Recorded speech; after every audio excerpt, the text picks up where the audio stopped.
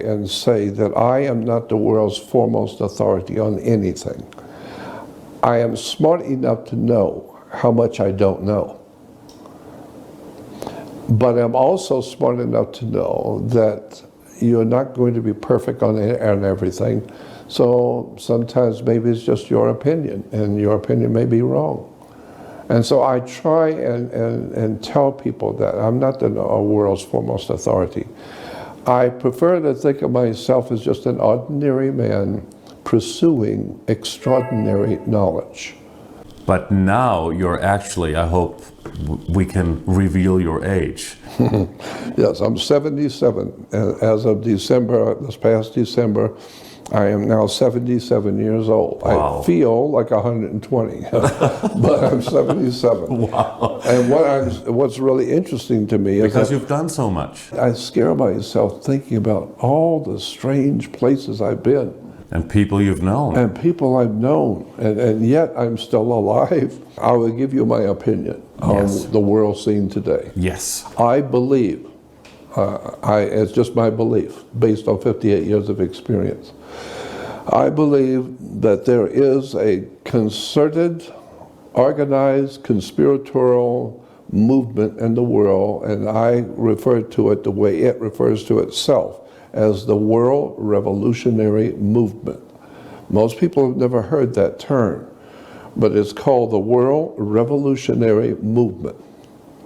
And basically it is the power, the political power, the money, and the wherewithal to make things happen in the world that's behind all sides. The communists are being promoted, financed, organized, and directed by somebody, while the Nazis and Adolf Hitler was being financed and directed by somebody.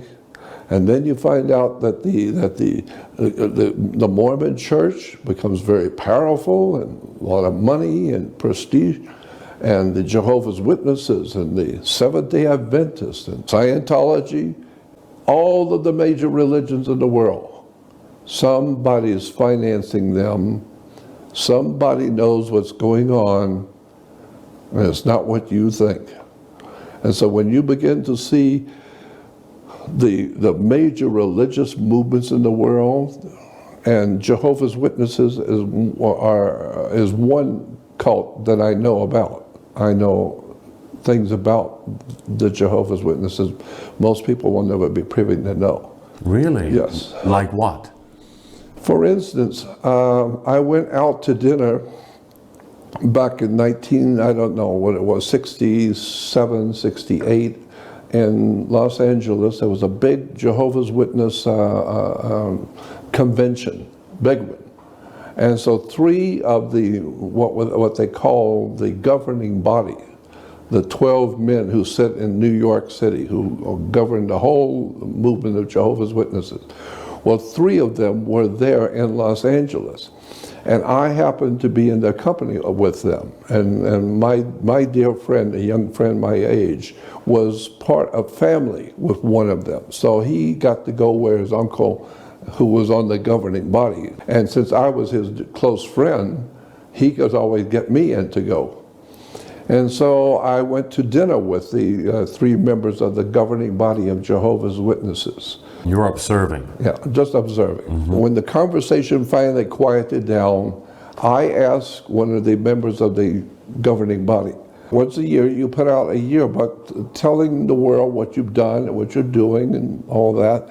And in the yearbook this year it says something to the effect that the Watchtower Society has paid out in salaries over $67 million, which does not account for all the money that they're buying land and property and printing presses and big properties in Europe and opening up big operations and printing operations in Asia and all that's all big money. But they said they had just paid out $67 million in just salaries alone for construction, for people who are doing things for them. That's a lot. That's a lot of money. And so I said to him, I'm aware of Jehovah's Witnesses in Los Angeles, And some of the wealthiest areas where Jehovah's Witnesses are, they tell me they're having problems just paying their rent. Oh, so Yeah. they didn't spend the money or and get so, it. And so the Jehovah's Witnesses who are living in Beverly Hills or in these wealthy areas, but they're telling me that they're just because they're in a wealthy area, that doesn't mean they're filthy rich. And so they are having problems paying their rent and paying utilities and things. Right. And so I said, Jehovah's Witnesses are not known as being a wealthy, powerful organization. No. And yet they're buying properties all over the world. They're buying printing presses. That's not cheap. And they're paying out $67 million in just salaries alone. Where are you getting the money? That's what I'm curious about, because Right. all the witnesses I know in wealthy areas here in LA, they don't have anything. They're struggling just to pay the bills like everybody else. There was a young man, young Greek boy, but I didn't realize, was the chief accountant for the Watchtower Bible Tract Society. He's the chief accountant. Mm-hmm. So I said, so where are the Jehovah's Witnesses getting this money? Mm-hmm. And he said to me, in front of everyone, he said, we have two corporate accounts. One is Chase, is the Chase Bank in New York, Rockefeller's Bank, and another one is the in Philadelphia, J.P. Morgan Guaranty Trust. Back then, it was Morgan Guaranty Trust in Philadelphia and Rockefeller Bank in New York. And I said, so they were funding the Jehovah's Witnesses? That's right, they fund Jehovah's Witnesses. So I said, explain that to me. He said that we have an open account with those two banks. And I said, what does that mean, open account? And he said, basically it means once a year they give us a checkbook. And whatever you write is covered. That's simple. Oh, how convenient. Very. And I said, you mean on the scale that Jehovah's Witness Watchtower spends money? They're writing out millions of dollars in checks, and it's covered? And he said, whom? To the people in the administration? Yeah, the administration of Jehovah's Witnesses, the governing body, the New York headquarters. Well, when they write checks, those are big checks. Well, he just got to telling me that it's covered, don't worry about it. Whatever you write, it's covered. So I thought to myself, wait a minute. And I didn't say anything, but it struck me that Jehovah's Witnesses are always talking about this evil world and all these evil people and the bankers and the evil government. And yet it's the Rockefellers and J.P. Morgan that are financing you. Why would they do that, the Rockefellers and J.P. Morgan? Because Jehovah's Witnesses, like all the other York Rite religious systems, they're referred to as York Rite systems, are preparing the people around the world to accept a political establishment which is coming. And the political government which is coming, is not here quite yet, is going to be promoting that they are from God. It's God's kingdom. And God is bringing a new, wonderful, new order to the world. It's called the New World Order. The New World Order. That's what it says in the Watchtower publications. Many, many times in Watchtower publications, it talks about the coming New World Order, in which the Lord himself, God, will oversee this new government, and there will be a wonderful new way to live, and no more war, and it's all going to be wonderful, and the Rockefellers and the Rothschilds are paying for it. You like that? And I thought, no, something's wrong here. So that was the beginning of my beginning to find out what's really going on here in the world. And now, today, it is my opinion that there is not one single religion, not a political or spiritual philosophy like Hindus or Buddhists. These are philosophical systems. Mm-hmm. But I'm talking about actual churches. Organized churches. All of those churches, synagogues, mosques, all of these different major institutions, Jewish, Muslim, Christian, are all corporations on the stock market. They're all corporations, money. So how would you describe the New World Order? What exactly is that? We've heard presidents and world leaders and figures, political figures, talk about the New World Order for many years. And it's actually all over the world that they talk about that. But why do they do that? A lot of people still don't know what the New World Order is, or haven't even been listening when they mention it. Yeah. And I have been called many times, I have been called a conspiracy theorist. No. Correctly understanding, I'm a conspiracy analyst. I'm analyzing the world I live in. What I do today used to be called a journalist, an investigative reporter, someone who spent many years reading and studying and researching a particular organization or particular subject. And then one day they write a major book on the subject. Why? Because they know what they're talking about. They've been looking at it for all many, many years.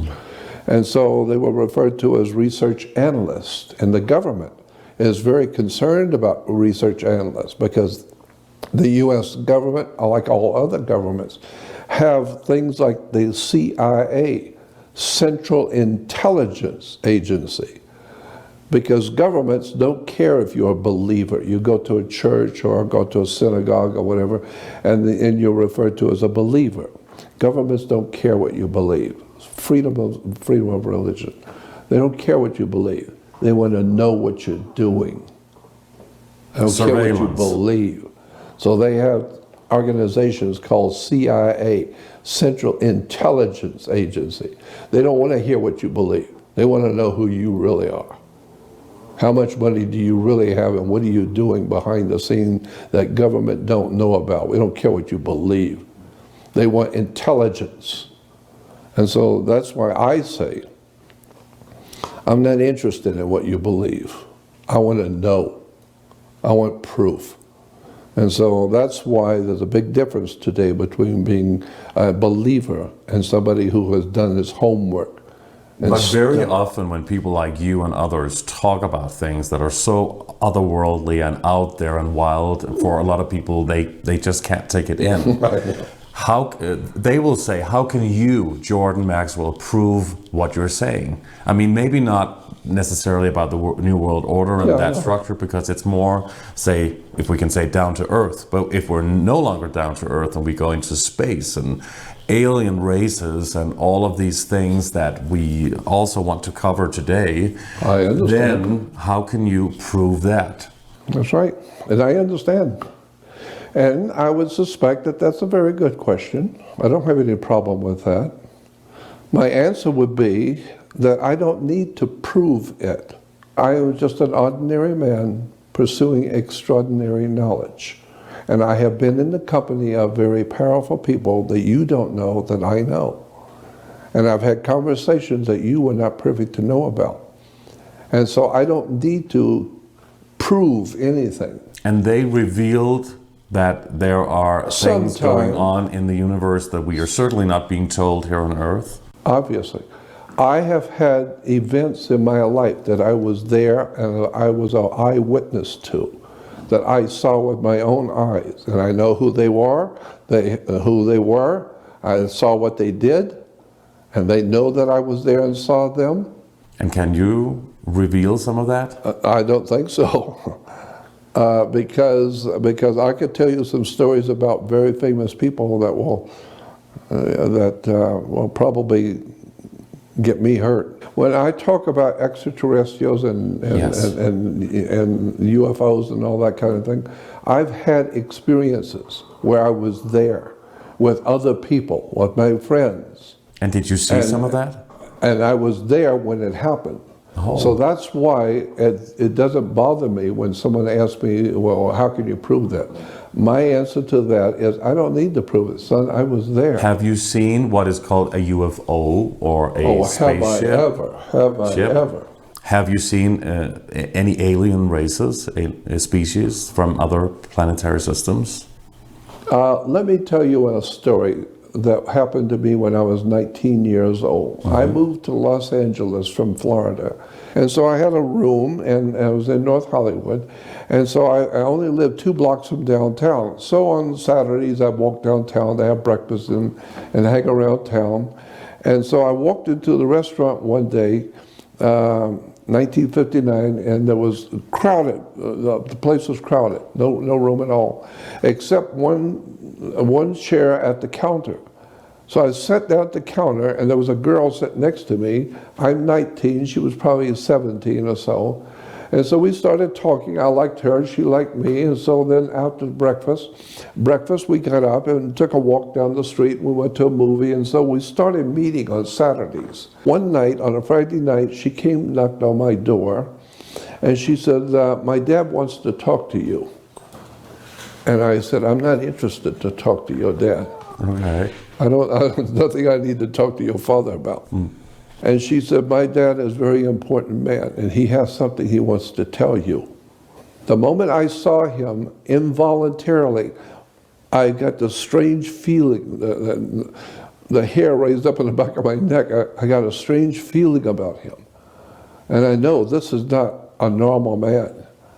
But it was involuntary. I didn't want to feel this way. It's just my spirit was reacting to his presence. And then he said to me, he said, remember back in Florida when you were back in Florida at home and your dad built a new back porch?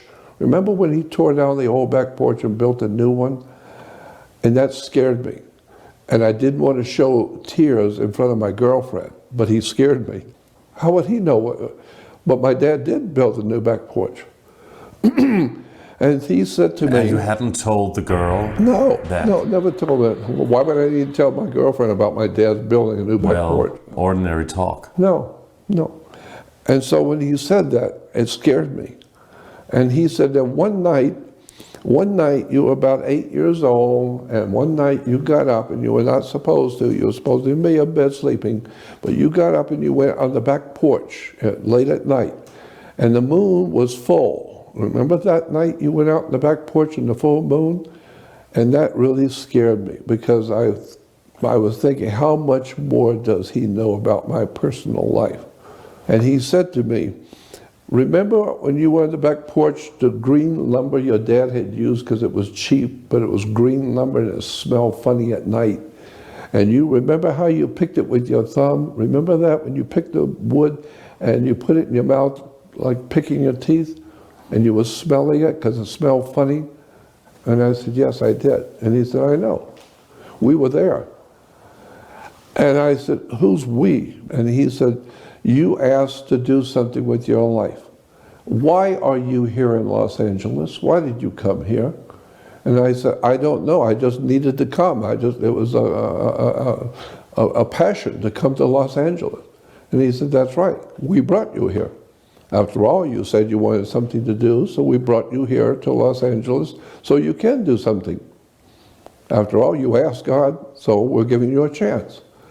And I said, who is we? And he said, you've always been interested in UFOs and aliens and otherworldly subjects, haven't you? And I said, yes, very. And he said, yeah, I know. We've been watching you. And he said, would you like to see some UFOs up close tonight? And I said, yeah, I would love that. And he said, and then he said it this way. He said, well, that I can do for you. Come with me. Mm-hmm. And I said, where are we going? He said, we're going to see the UFOs. You said you wanted to see them. Well, come with me and I'll show them. And so the 2 girls got up, and I looked at my girlfriend, and she's looking very interesting look on her face, like, yeah, this is my father. Mm-hmm. This is him. And so we went out in the front yard, and this was about midnight, back in 1959, midnight in North Hollywood, and he looks up into the sky and starts inaudibly talking. He's moving his mouth, he's talking, but you can't hear him. And then he turns to me and he said, they said that they're coming from the Griffith Park area going north, and that they'll be coming over the mountain right here just a minute or so. Didn't you ask him at that time who he was? No. So I was watching what he's doing. And within about a minute or so, for sure, they did, 3 of them. 3 beautiful disc-shaped craft, whatever they were. They came from the Griffith Park area. They came over and they stopped right over the top of us in a triangle formation, and they were. But they were round. They were like round, disc-shaped. but they were round. But the bottom of each one was like a pie cut in 6 or 8 slices, and each slice was a different color. But they were laser colors, not just regular colors, laser colors. But in 1959, I didn't know what laser was. All I know is that these colors are profound. The greens were brilliantly green, and the orange was phenomenally orange. And so they were, now I know, they were laser colors, and they were circulating, but not so fast as to join the colors. But they're brilliant colors, circulating on all 3. But what's important is that all 3 of these craft were full moon size, not just little lights, full moon size right over the top of us. And I'm standing there with the 2 girls and the father, and we're looking at these beautiful, gorgeous things, whatever they were. And I Did they looked give at out him. a feeling? Huh? Oh God, yeah, I had a strange feeling that, who is this man who can talk to the sky and UFOs show up? What man can do such a thing? Right. We want to know. And so I want to know. And he turns to me and he said, they're beautiful, aren't they? And I said, they're gorgeous. But what is this I'm seeing? He said, that's us. You're seeing us. And you said you wanted to serve God. Well, we're going to let you. And so we have. But what does God have to do with what an alien species or whatever you? That's what he said. We want to know who he was now. Yeah, because he said, you talked to God, and you said you wanted God to let you do something important. Well, we brought you out here so you can do something important. So in my mind, as a 19-year-old, because I'm not stupid, I started to think, wait a minute, there's something going on here that I'm not fully aware of what this guy's talking about. But he does speak to the sky and UFOs show up, and he knows everything about me and my life. I'm fascinated who this guy really is. How does he do what he does? Yeah. And so my whole idea about God is rapidly changing in my spirit. I don't know what we're talking about here when you talk about God. All I know is God is dog, sparrow, back. And did you find out? We'd go out there and roam around way out in the desert. And he would tell me about all the extraterrestrial life forms that are here, where they're from, and where they are living. And we'd go out and look at the mounds, and he would tell me the different alien groups that are here on the earth. We want to talk about that also, what you've discovered in the last 60 years about that. But who did he say he was? He never told me who he was. He just said. And you never asked?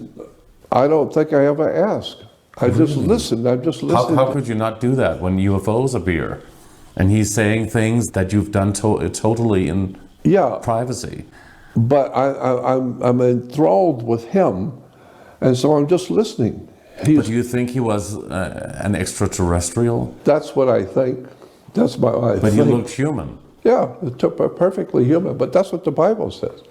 The Bible says that the gods they look human. But who wrote the Bible? Well, I don't know. What is the Bible? I think the Bible is a very interesting and profound book. But I understand it because I've been looking at it for 58 years. And I've talked to all the professionals. But it's written in code, isn't it? Yeah, I know, and I'm the one who talks about that. I'm just telling you that there's a deeper story there.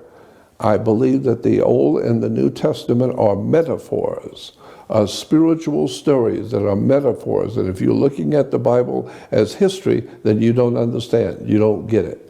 But if you're looking at this Bible with spiritual eyes and knowing it's telling you something but it's a metaphor, it's a symbolic story. Because the Bible has Jesus saying, many will look with their eyes, but not see. They will listen with their ears, but not hear. And with the heart, not get the sense of it. And so I'm saying that's exactly right. There's something in the Bible, but you don't see it. It's a metaphor. It's a symbolic message of symbols. And if you understand the symbolic message, now it gets scary. Because now it's real. Now you can finally see it. That's why when you educate someone, they say, oh, I see what you mean. What do you mean you see what I mean? Yeah. Well, I get it. I get You understand it. Yeah, I understand it. Yeah.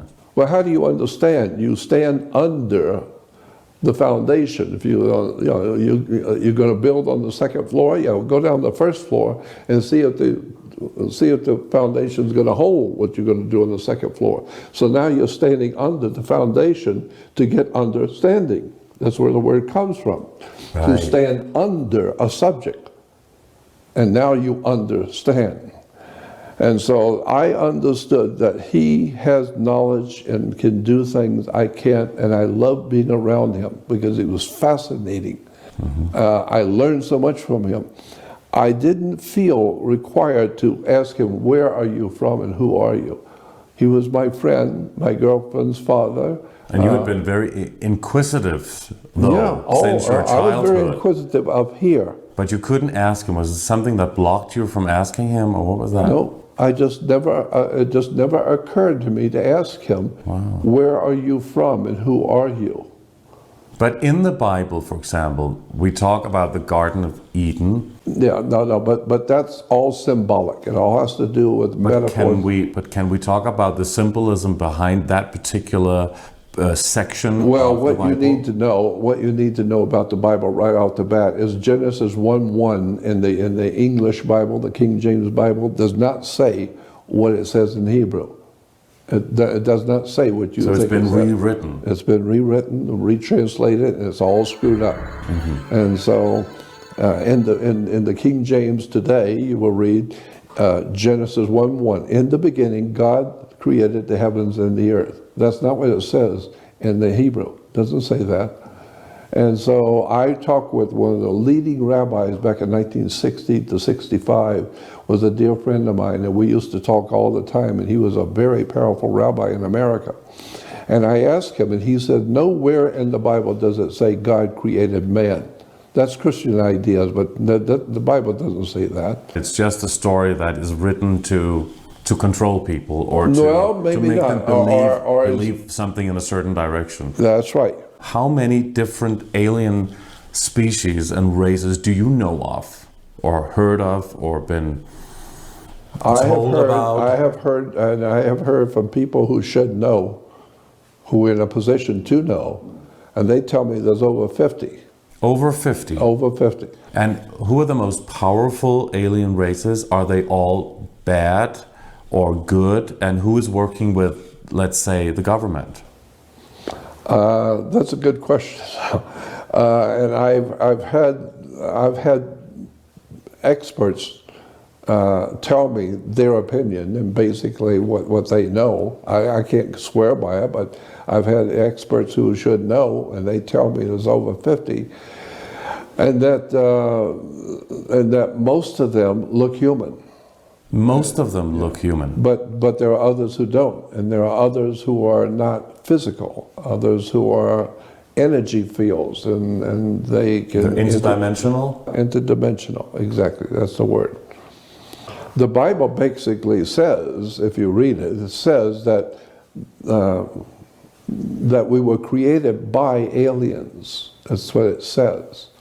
And so, but those aliens said in Genesis 1:28, when God is, well, let me go back and lay the foundation because it's a big story, but basically Genesis 1:1 is not correct. It says in the King James, in the beginning, God created the heavens and the earth. But in Hebrew, the word God is El. El is God in Hebrew.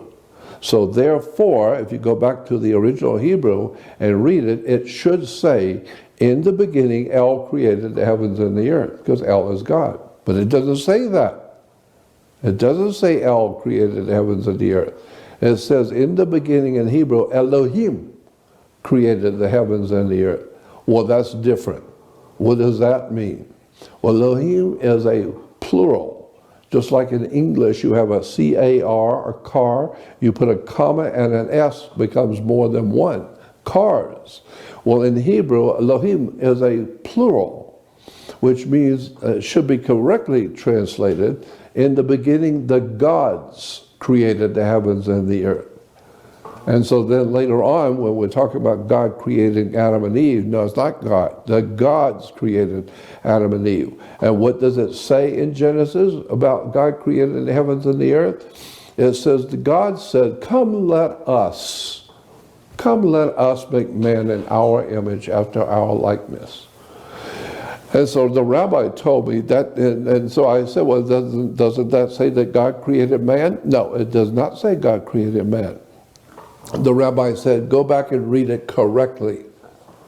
It says, the gods, more than one, said, come, let us make man in our image, after our likeness. Not make man, but let us make man in our image, after our likeness. How do you do that? We'll mess with his DNA. We'll mess with his whole system of reproduction, the sexual system to reproduce. And so they recreated us. They have said, come, let us make man in our image, after our likeness. So humans were there before? That's right. Humans were there way before. Way before, and then they were changed? Hundreds of millions of years. Hundreds of millions, if not in point of fact, billions. And the reason I would say this earth has been the home of highly intelligent life forms for billions of years. Why do I say that? Because in Africa alone, along with other places in the world, mining companies have dug down into the earth many, many miles. And all of paleontology and archaeologists will agree, all agree across the board, that at a certain depth down that far, that strata is at least 3.5 billion years old. When you go that far down, you're in strata, which is 3.5 billion years old. All scientists agree. But at that depth, they're finding handmade artifacts. Handmade artifacts, melted and made into rings or strange little designs at that depth, which should tell you that somebody was here at 3.5 billion years ago creating handmade artifacts. So when you want to talk about the history of the earth, you need to go back and do your homework. Does it have to be billions of years? It could be from the Lemurian times or Atlantis. All I know is what the paleontologists of the world say. That when you go down that many miles down, the paleontologists, I don't know, they're the experts, not me. They say that's 3.5 billion years old. What are your thoughts on hollow Earth, the hollow Earth theory then, if you can go down that far? Or what about going further? I think the hollow earth is not in point of fact history. I think it's probably a symbolic story because it doesn't make sense to me. It doesn't make sense to you? No, not at all. Hollow earth does not make any sense to me at all. It's totally ludicrous in my humble opinion. But I'm not an expert. So what about Antarctica and Antarctica. No, that was Admiral Byrd who went there with his plane and then suddenly disappeared and went into the hollow earth and saw civilizations and what not. I'm not sure. It's just that for me, the jury is still out on that question. It's like the flat earth. Yeah, what are your thoughts about the recent flat Earth theories that have been so popular recently? Does not appeal to my sense of logic and intelligence. It is ludicrous. However, having said that, I don't know for sure because there are some very good arguments for the flat Earth that are very legitimate and need to be answered. And so I don't know. So I leave that up. I'll leave that till later on. So no hollow Earth, no flat Earth. Which is the two opposites. But my feeling is, no, neither one. But I'm not the world's foremost authority. So I'm just saying, you're asking me my opinion. I'm saying that my opinion is neither one of them are true. But there may be something to it that we're not hearing. Well, maybe it's a symbolic story telling us something. This hollow earth appeals to me symbolically, like there may be a world down below, an underworld, a power, and a whole world of people and powers that we don't know about. Well, we could call that the Illuminati or the secret societies that control the world. They're not out here in front of you, but they're in the underworld. They're underneath of your world. And so that may be a symbolic story about the hollow earth. If it's actual fact, I don't know. But I don't think so. But how are those secret societies and the Illuminati, how are they connected to certain alien species? You've talked about this for years. I am totally convinced for myself, because of the people I have talked to and the people I've been in contact with that should know, that I can't even mention their names or their positions in this world, but they were very high. And they have told me that it is apparent to them that the people who run our planet today, the guys who are really behind the scenes, are not, nobody's going to know who they are. You're never going to hear about them. You're never going to see them ever. You can see the presidents and all the big shots and all the oil kings and all that, but the people who are really in control of our earth are not human. So it's not the 13 bloodlines behind of it could be something Illuminati? It could be something connected to that, but it's a bigger story than the 13 bloodlines. So there's more. Oh yeah, there's a lot more. But they're not human, and they are superior to you in every way. In technological and knowledge and understanding, they have come here from a long way away. They've come here a long time ago, and they've always been here controlling our destiny as the human family. But who are they then? I don't know where are they from. I don't know where they're from, in fact, but I suspect they're from probably star systems like the Pleiades, because we hear a lot about the Pleiadians, and even in the Bible, the Pleiades is spoken of as very holy to God. And so, like I said... But they are human-looking, Yeah, they're human-looking, yeah. Are they the ones they call the Nordics? Yeah, they could be called the Nordics, but I think the Nordics are the extraterrestrials who probably created us. And therefore, they didn't create us, they recreated us. They changed the DNA? Change the DNA. Are we some kind of a clone, or is it like a genetic manipulation? Again, without being redundant, the scripture says, "Come, let us." Who's us? And the Christians will say, "Oh, well, that's the Blessed Trinity, the Father, Son, and Holy Ghost." No, that's Jewish. It's Hebrew. It's Old Testament. Don't give me all that stuff about the Father, Son, and Holy Ghost, because all gods in the world are always three.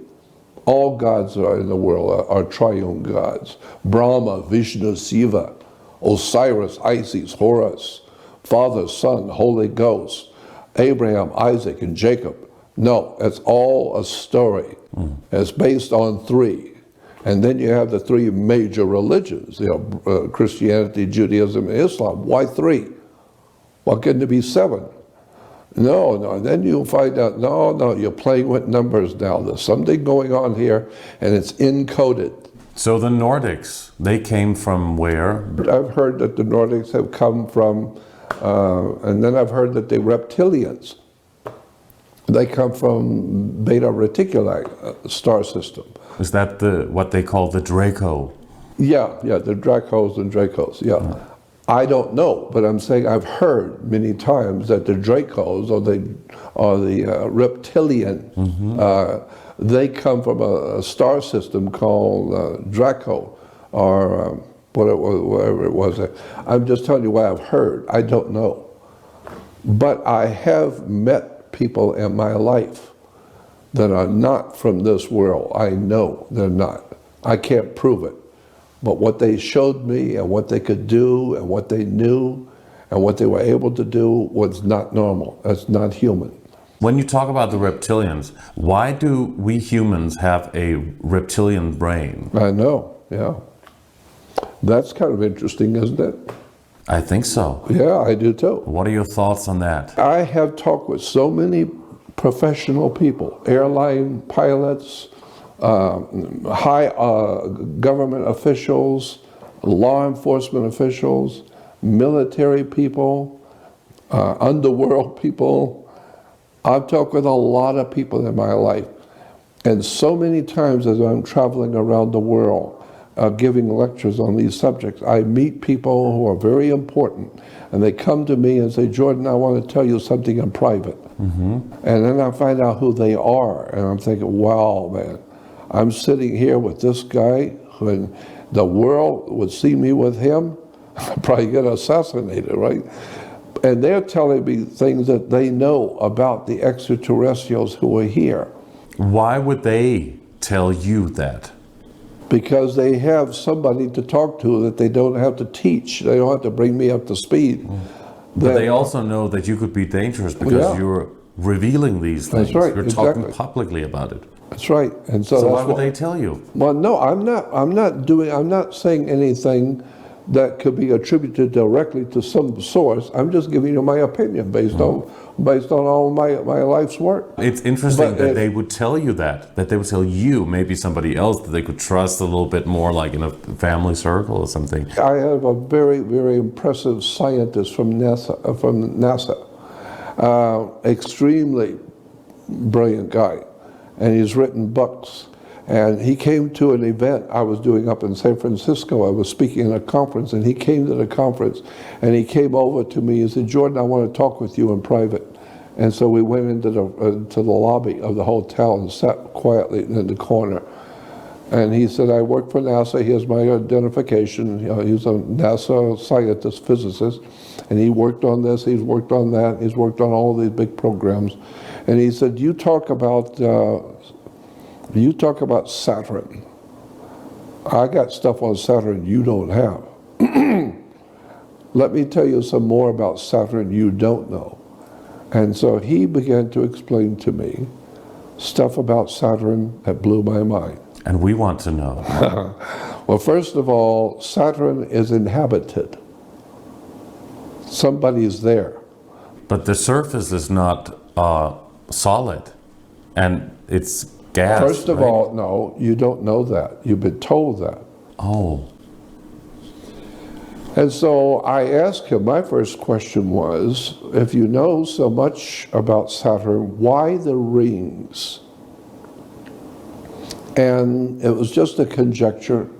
He said, I've talked to other people about this too in NASA. Some of them have said the rings are like a dish, like a television dish for deep space communication. So when Saturn moves around, the rings are around it. It's like a dish. And now they can pick up communication from way out. Hundreds of thousands of light years out, they can pick up communication with the rings because it's like a television dish. And then when it moves around this way, sometimes it will move around where the rings are like this instead of this, and there's the planet in between, so it looks like an eye inside the, you know. And so Saturn is very important in religion. The Jewish God today in Judaism is the planet Saturn. The Jews don't realize it, but Saturn is the God of Judaism today. Please explain that. Yes. Jewish religion today is based on the worship of Saturn. They probably wouldn't know that. No. It's the reason why is because who cares? I mean, nobody reads anything, nobody cares. You just do what you do because they were born into it. So if you're Catholic, you just go to Catholic church, and you never realize that as a Catholic, you're worshiping a god named Dagon. D-A-G-O-N is the god of Catholicism. Nobody knows anything about Dagon, and nobody cares. Why? Because it's just a church. So we go to church and we feel good, and we have all our friends there. And I said, yeah, but you're worshiping Dagon, goofball. Do you know that? Do you know who Dagon was? Who? Do you know what Dagon is? Because it's right there in front of you if you just look at the church. I think you'll have to explain that. Yeah. Look at the church. They're worshiping a god named Dagon, spelled D-A-G-O-N. Simple. A Phoenician, Canaanite, ancient god that came out of the sea. A god that came out of the waters of the oceans. He came out of the sea and he did all kinds of miracles and strange things he knew and taught men how to live and how to grow food and how to do this and how to do that. And then he would go back into the ocean at night and they would see him go back into the ocean and he's gone. But that's not very scientific. That's a myth, right? It's an ancient religion, the Phoenician Canaanite religion. I didn't say it actually happened, I'm just saying that's what they believe. And you got to remember that the ancient peoples, Sumerians, the Babylonians, and all those ancient peoples, they were not writing for Hollywood. There was no Hollywood motion picture company. It's written in code, right? Like in the Bible. Well, yeah, it's written in code in the Bible, yeah. But if you study it, and as an expert in studying it, of which I'm not an expert, but I know how to read. And so I read the experts, and they're saying, look at this scripture. See what it says here? So how is Dagon related or connected to Saturn? Oh, very interesting question. I didn't say it was connected to Saturn, but I said the Jewish God, Yahweh, is connected to the planet Saturn. There's so many different gods that are involved in our religions. Like in the Hindu, they have God knows how many gods. And also in the Islamic world. Islam, originally Allah was a sun god. Originally. This is thousands of years before the Arabic culture of today. Allah was a sun god. And Allah was the same as Yahweh. The Hebrew God Yahweh is the Arabic God Allah. Allah Yahweh. It's the same God. And both Allah or Yahweh, Jewish or Islamic, originally Allah and Yahweh were sun gods. But then something happened in the ancient history to change that so that Yahweh or Yahweh and Allah are now moon gods. And Moses was the leader of a moon cult. Moses was a leader of a lunar worshiping cult. And so Yahweh was the moon. Well, it was actually the sun. Yeah, but now at Moses' time, Yahweh is now the moon god. And so the moon god in Arabic was Allah. So Allah is a moon god. And so today, the Jews have got the sun worship with Yahweh, and they also got the moon worship with Moses. Moses was a leader of a lunar cult, a moon god. But Moses is a fictional character. Yeah, Moses is a fictional character. And so was Jesus a fictional character. So was all of these, King Solomon. There was no King Solomon. But it's like a subliminal message. Yeah, there's a whole method of distributing religious thinking and concepts and ideas. But I believe that there's somebody very intelligent, not from here, who is manipulating all of this to entertain us, giving us gods and philosophies and ancient religions, and never realizing in your mind for a moment, all of these stories are coming from somewhere, and somebody's leading us. How is that connected to Saturn? Saturn is a very important planet in all the ancient religions of the world. All the ancient religions. You say it's a transmitter because of the rings, you say. Well, I'm just saying that as an idea that I've heard expressed. But the bottom line is Saturn is very important in the Hindus will tell you Saturn is extremely important. The Catholics, Buddhists, All the ancient religions of the world, Saturn is very important. So is that the reason why, because Saturn looks like an eye with the rings around, is that why they have the all-seeing eye? That's what some of the best physicists and scientists and mythologists who work together have been saying for a long time. There's companies out there that have been companies of scientists, philosophers, mythologists, some of the great minds of the world are saying. That's what they're saying. And I was a member of that organization. There's one organization in particular that's very famous for saying that. It's up in Portland, Oregon, and at one time I was affiliated with that, and I even hosted their conferences back in 1995, where we were talking about, or they were talking about, I was just a host of the conference, but they were talking about where are all of these stories about the gods and who created us and the end of the world and all these things come from. And they went into the science behind it and all the philosophies behind it and the different religions and where they got those ideas. And I was sitting there for 4 days listening to all the incredible scientists and physicists and mythologists talking about the world of ancient religions and what really was there. So the all-seeing eye is the eye of God? No, that was the eye of God in Egypt. In Egypt, it was called the eye of God. Why? Because you are, when God's Son, and we call Jesus God's Son. No, it's S-U-N, not S-O-N. And God's Son, well, he's the light of the world. Well, of course the Son is the light of the world. Well, yeah, but he's our risen Savior. Yeah, I know. Every 5:30 in the morning, it always rises. So he's the risen Savior. And the sun god in Egypt was called Ra? Ra. One name was Ra. Another one was Aton, or the Aten.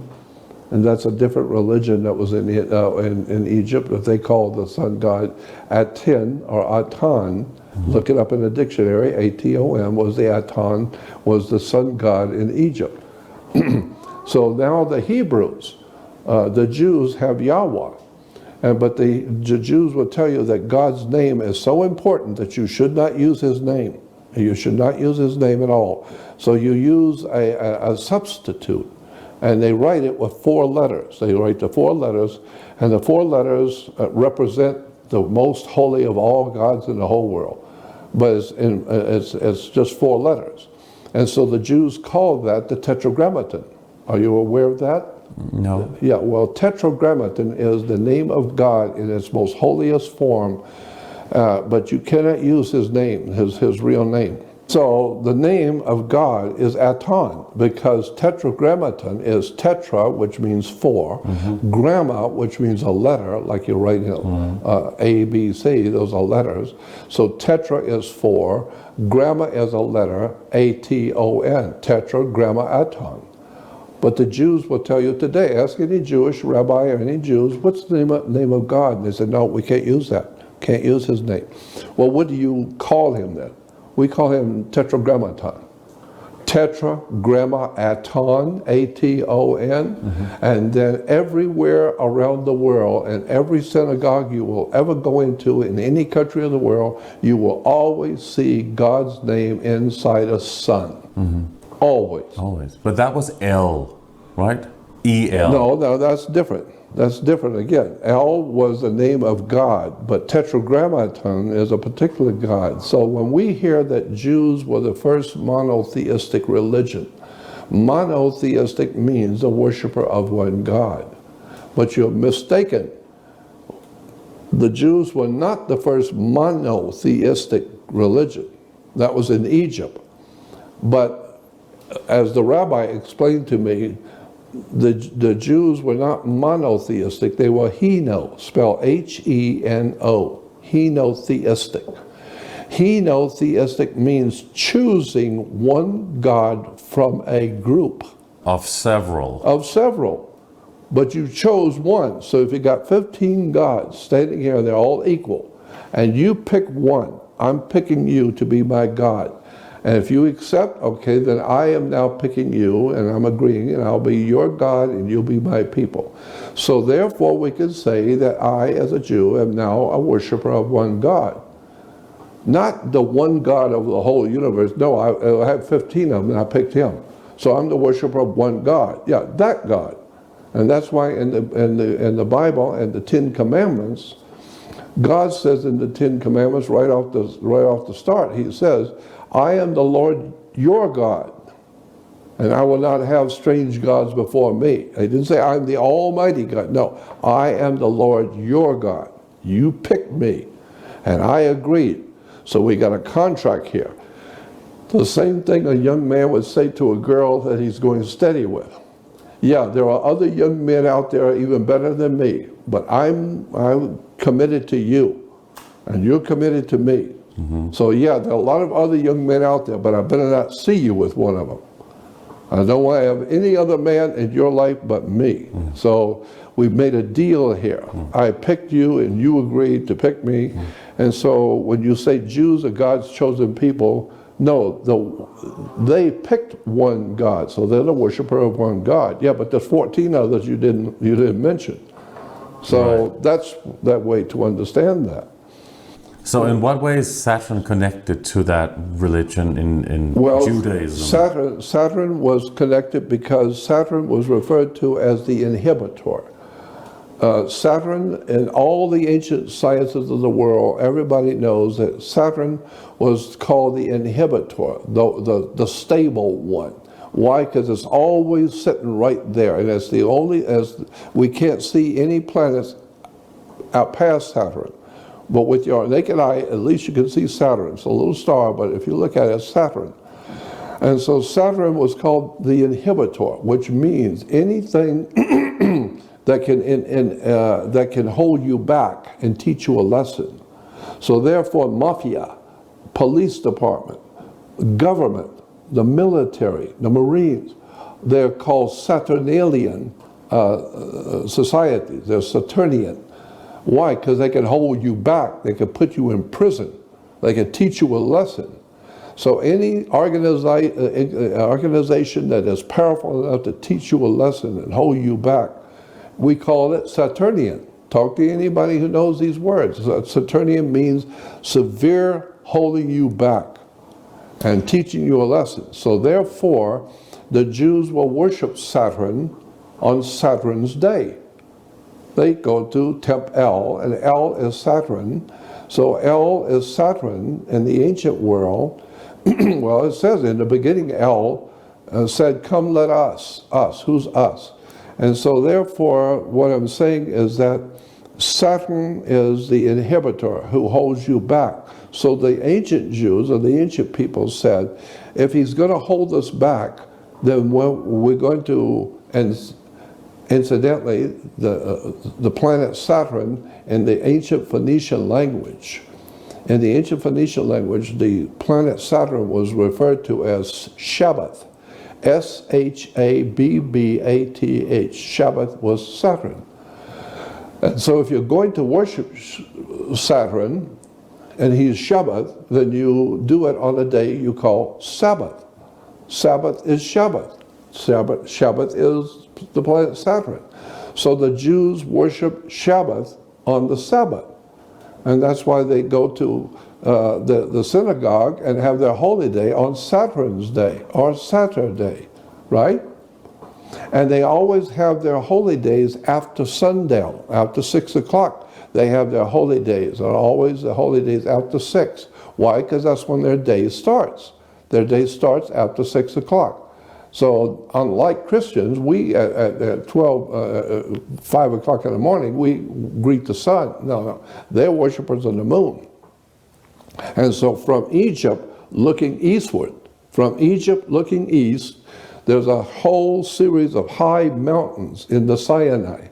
And every night the moon comes up in the east from the mountains. So they call him, the Arabs call him the old man of the mountain who lives in the mountain. Why do we say that? Well, obviously every night it comes up from the mountain.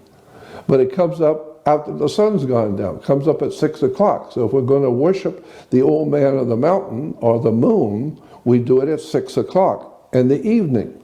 Because now he's going to be in charge of the universe all night long, And so that's when our day begins, because we're worshipers of the moon. So it's a moon.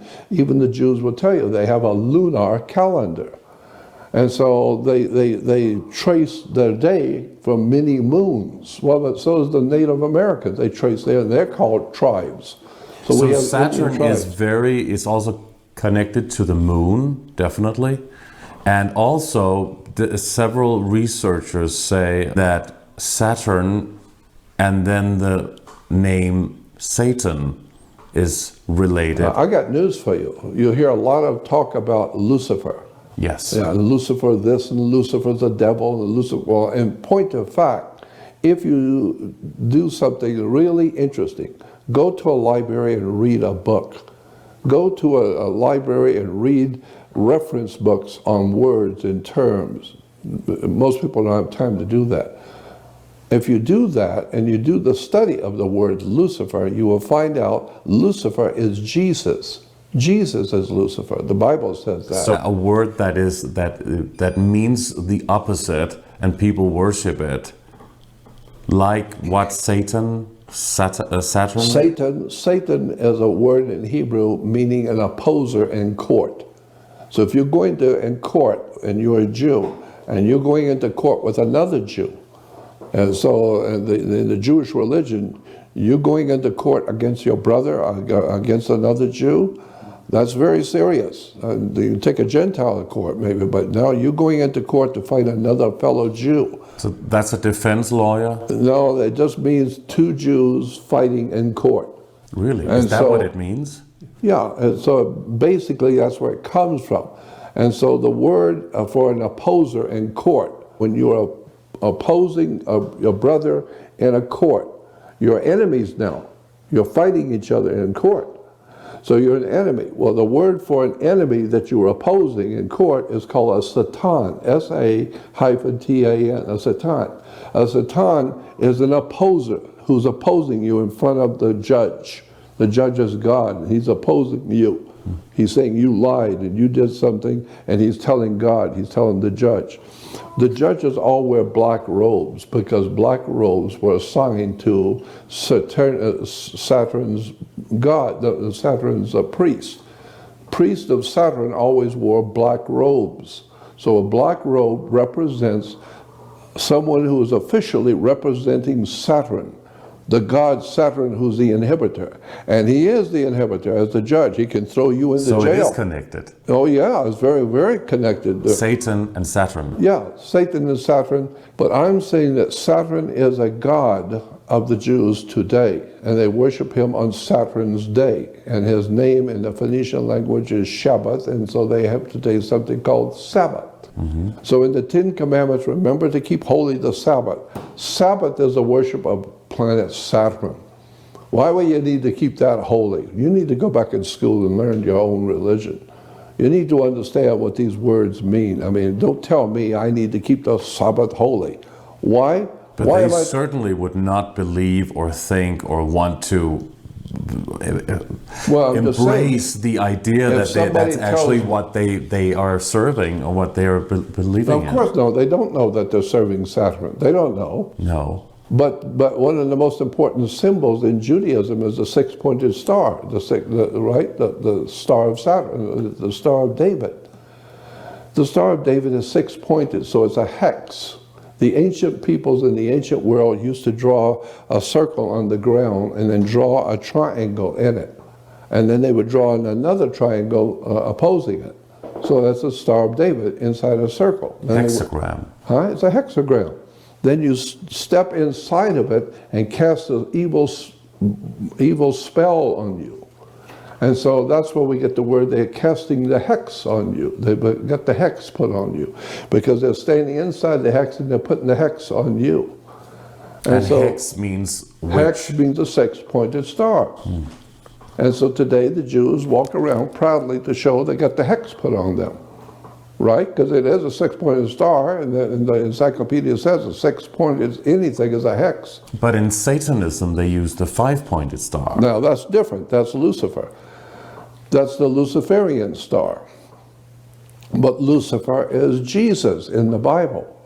Jesus even says it in himself. He says, In Revelation 16, the 22:16, the very last book of the Bible is Revelation. And the very last chapter in Revelation is the 22nd chapter. So go to the very last chapter, the very last book, and look up Revelation 22:16. And Jesus said, I, Jesus, I am the offspring of David, and I am Lucifer. That's what it says. And so I'm saying, I didn't write the Bible. I'm not writing it. I'm just telling you what it says. If you just go do some homework and go read it yourself and explain it to me then. But that's what he said. I am Lucifer. And so So the Christians are also worshiping the opposite than what they believe and what they exactly think right. they're doing. They're worshiping Lucifer. The same that you said that the Jews are doing. Yeah, exactly. And the Muslims too. The whole world is worshiping what? Something satanic? Yeah, that's what I think. And I think that when I say satanic, I think the whole world and all the worship is going on throughout the world is being led. We're all humans, and we're being led into this by higher powers in the universe. Why would they want us to worship something that is sinister and dark instead of something good and light, which people think they're worshiping? Yeah. Well, when you meet them, whoever they are, ask them that. That's a good question. I don't run into them often. I know. I actually had an incredible experience at Area 51. And how could you go near it? It's totally prohibited. No. I call it Area 51. It's a little town outside of the base called Rachel. Rachel's a little Mickey Mouse establishment out there in the middle of nowhere. Is it near the Alien Center? Yeah, it's near S4, and all of that's it's just like a mountain range. It's only about a mile out. It's some mountains, and over those mountains is Area 51 and S4. So you can sit here in the restaurant at night and have a beer and have dinner, and you're only a mile from Area 51. So anything coming in or going out at nighttime, you're going to see. And that's why people go there to Rachel and sit out at night and watch all kinds of strange things. So is it true what they say?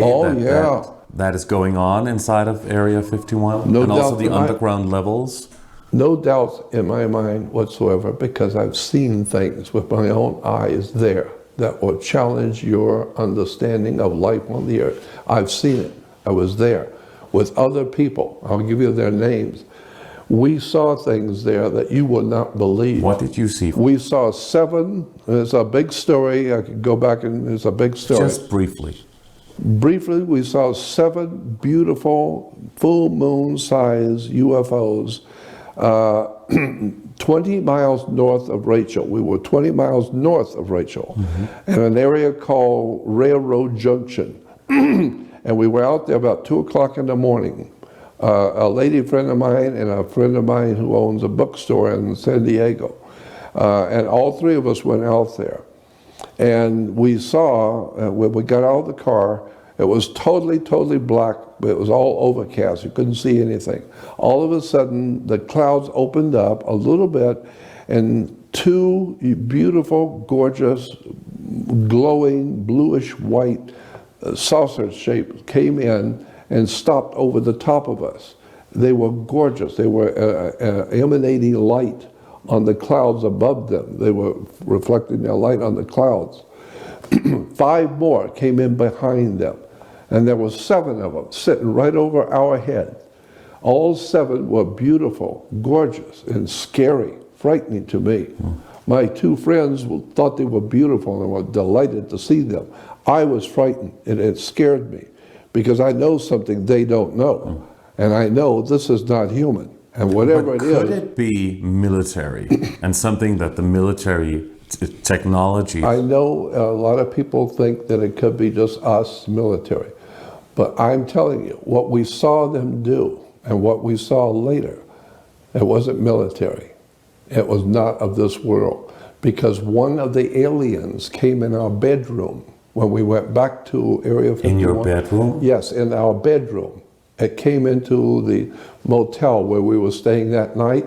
After we saw the 7, we went back to our motel in Rachel, and we were there in the bedroom, and there were 2 beds. There were 2 bedrooms, And my friend who's a publisher in San Diego, he stayed in the one bedroom.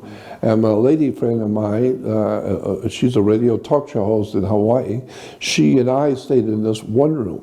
Wow. You always want to have invited guests in your bedroom, don't you? No, I don't want visitors from another world in my bedroom. My friends, that's okay, but no. That's it. And so we laid in bed talking about what we saw tonight, those 7 beautiful disc-shaped things out there in the desert. And what we saw them do, Right. was not human. Not human, not military, no thank you, not human at all. They did things that humans can't do. And so, and I know, I was born and raised in a Navy town in Florida. One of the largest naval air stations in the world is in Pensacola, Florida. The single largest naval air station in the whole world is in my hometown. What came into your bedroom after you had seen those Some lights? kind of an alien. In the middle of the night, we were talking that night before we went to sleep. We were talking about what did we see tonight? Because what they were doing out there in the desert, we humans can't do. We don't have that kind of technology. For instance, what they would do is there was 7 of them. They're big. They were like full moon size, 7. Yeah. And they're glowing bluish white light. Yeah. And you said that. Yeah. But then they would come together instantly. And Merge? Quicker than a blink of an eye, they would come together, all 7, without touching each other. And then less than a blink of an eye, they would blow out, and now there's a big circle of 7. Then instantly they would all change sides in a blink of an eye. They were all different places. And one blink of an eye, boom, they would all change. And then we're standing looking at that thing, and they would all change again. In a blink of an eye, from out there to out there, in a blink of an eye, they all change. All 7 of them change. And then they come together in a circle and blew out in a circle. And we don't have that kind of technology to do that. Except maybe if it's holographic. Well, that's always possible. That's possible. But how do you explain the alien that came in our bedroom? Yeah, I want to know about that. Yeah, alien. I bet Please you tell do. me. Yeah. You need to talk. What kind of alien was that? We are so excited. We need to know. Yeah. Well, the alien that came in our bedroom that night obviously knew it was one from out there that we saw, and when we came back, What did it look like? I'm going to tell you, it didn't come into our bedroom where Ivy and I were. I fell asleep. We finally all went to sleep. Then the next morning, I got up, and Paul and Ivy had already gone over to the restaurant to have breakfast. And so I go over there, and there's a big bunch of people at the table, and Paul and Ivy are talking to them. So I think they're telling them about the 7 UFOs we saw last night. So I sit down at the table, and then I find out, no, they're not talking about the 7 UFOs. They're talking about the alien that came in our room last night. And he came in Paul's room, and he woke him up. And Paul Tice, you can talk to him. He's the one that saw it. And Ivy says she saw a little bit of it from our bedroom, because it's right next door to the other bedroom, and both doors were open. And so she saw some of the action going on in there, but the alien was visiting Paul, not me. I slept through it. Did he say what it looked like? Yeah, oh yeah, he explains exactly what it looked like. What did it look like?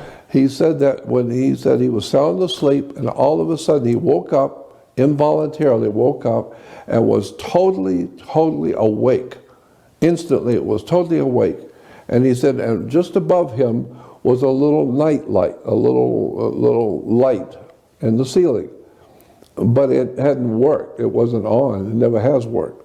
And he said, but he looked up at the light, and there was a face, an alien's face, and it was greenish. And it was like a hologram. Like a hologram. You could see through the face till you could see the lamp above it. Oh. But this green face was looking at him, and he said all of a sudden as he saw it, he looked at it, and it's looking at him, this hologram face, the room started circulating. He said the room started circulating around me in my mind. And he said, I'm seeing the door going this way, then I'm seeing the window going this way, then I see the door coming back around. And so I'm seeing the room is circulating while I'm looking at this alien face. Then it slides across the ceiling, hits the wall, and comes down. And then he said, and I got up, sitting in bed, and now it's even with me. And we're talking to each other. And so I would prefer you talk to Paul. I'll put you in touch with him. He hadn't been smoking anything funny, had he? Paul Tice. Everybody who knows Paul, he's a very businessman.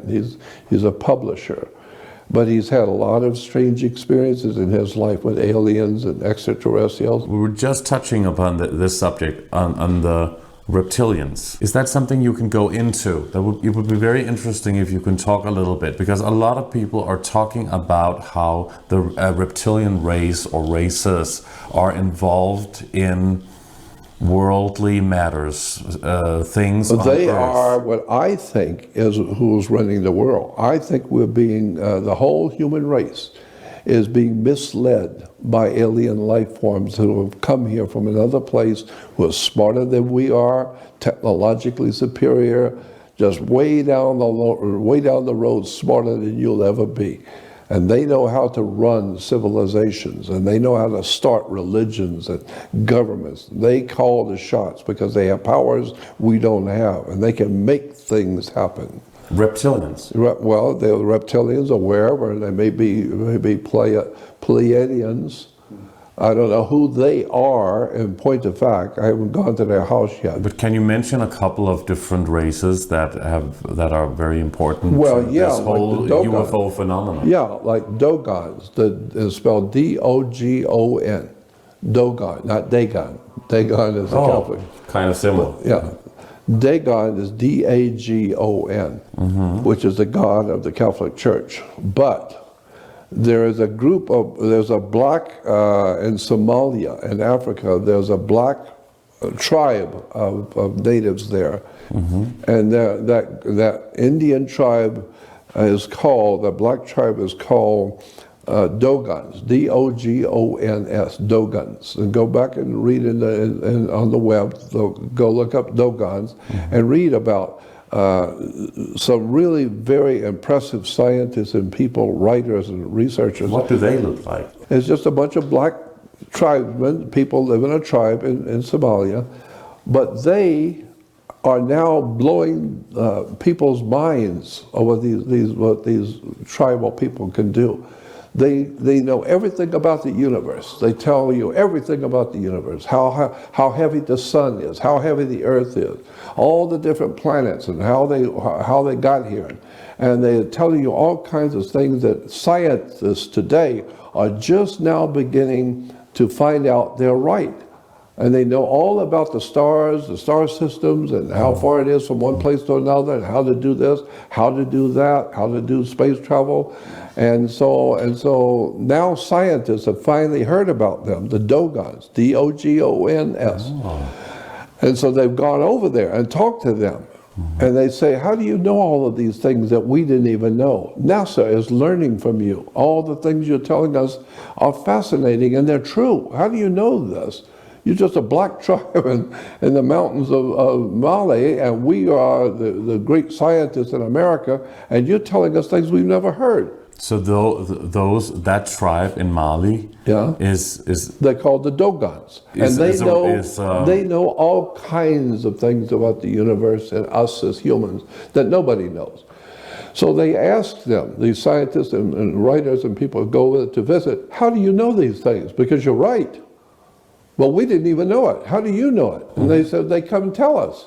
Every so many years, the aliens come from out there and they meet us. They come to our place. They come to our community, and they tell us in our own language. In our language, they tell us about the universe, about what they're going to do, about what's going to happen on the earth, and when it's going to happen, and who's going to do this, and who's going to do that, and what's going to happen to the whole world. And they tell us all these things. So when they leave, we just tell everybody else, and nobody knows what we're talking about until you find out we were right. Well, how did you know? It's simple. They told us. That's all we know. They come here and they tell us. They come down and they're So is that a good race that is that a good alien race that are telling the Dogons these things? I don't know. Read Robert Templeton's book. He's the one that made it famous. He's from, I think, France, and a French writer and author and lecturer and a scientist. And he went there and stayed with the Dogons and listened to them and learned. And he's written a book called The Dogons. And I think it's like 2 or 3 books now, where he explains who they are and what they know and how they know it. And today, all over the world, top scientists and top governments of the world want to know what else are the Dogons telling you. Because everything they've said so far, we had no idea in the world about, and they were right. And That's so they interesting. say that there's aliens coming from out there. Well, somebody's telling them. And so you better find out who these people, these Dogons, really are. What are your thoughts on the theory of shape-shifting? I think that is extremely possible. Yes, I have no problem with that at all. I think that's very possible because the technology, we know how it works. I mean, I've had all kinds of people in government and military telling me about the technology. Here's how it works. Because you're an energy form. You are an energy form. We are holographic, not really solid. No, well, of course we're not solid because they tell you that we're 76% water. And so we're solid, yes, but there's more to the science than meets the eye. And I've just listened to the scientists. I'm not an authority in that field. But I'm listening to the scientists who are telling us that we are not who you think we are. We're capable of a lot more than what we're doing. And that some of us are not even human. We look human. Well, I would say, when I hear that from somebody, that we have aliens who are leading us. And governments. Government, but religious leaders, who knows what the Pope really is. What is the Pope really? I'm saying they could be aliens from another world that look human. They look like humans. But shapeshift. But they have shifted into a shape where you can see them as a man. So they could shift back again to their original form. Yeah, absolutely. What would the original form Well, be? I don't know, but I'm just saying, you just asked the generic question, what do you think about shape-shifting? And I said, I'm totally convinced it's true. And it's plausible and makes sense to me. Now, how do you explain it? I can't explain it. I don't know. But the concept I understand because I've talked to so many intelligent people about it, military people, scientists, philosophers. Teachers. Many people say we are holographic, and in that way, energetically, you could change the form. It's like an atom, which is not solid. I know. And even this table and everything is made of atoms. And if you go closely, then nothing is solid. I've heard of people who can walk through walls. I don't know, I can't do it, but I've heard of people, scientists who are people, very legitimately important people in government have told me, we've seen him walk through a wall. I don't know, I wasn't there, but this guy has got credentials, and he's got all the credentials of a scientist, and he said he saw somebody walk through a wall. And I know there's a lot of stuff going on in this world that you would not believe unless you saw it yourself. And then if you see it yourself, I mean really something spectacular, like a person walking through a wall or something. If you saw it yourself and you talk with that person who just walked through the wall, or if you saw somebody shapeshift. well, of course. But if you saw that yourself, then I would say, well, how do you prove that? You would say to me, I don't need to prove it. I was there. I don't care if you believe me or not. I'm just honoring you by being here to talk to you and tell you. If you don't believe me, I don't care. I know what I saw. How about mind control? Mind control is overwhelmingly obvious. It's everywhere. All kinds of mind control, not just the old Mickey Mouse back in the 1950s with the MK Ultra? Yeah, the MK Ultra, but I'm not talking about that. I'm talking about something far, far more serious. All kinds of electrical interference with the human brain, because your mind, your brain is like a computer. and your spine is carrying electrical force field to move your body. But our scientists have been talking ever since Nikola Tesla. Tesla talked about the human body being a computer and an electrical force field. And so if you're smart like Tesla, I'm not, but if you're smart like him, you might figure out a way to manipulate your electrical force field. Well, we now know they can do that. We now know that they can see you at night. We have cameras that can see you at night. If you're out in the jungle, they can see you moving. Night vision? Night vision is one thing, but there are highly technical military instruments that can see a human in a dark forest, totally black, but they can see the human. And they can see him walking. Why? Because your body is giving off an electrical field. And this camera is designed to pick up that electrical field.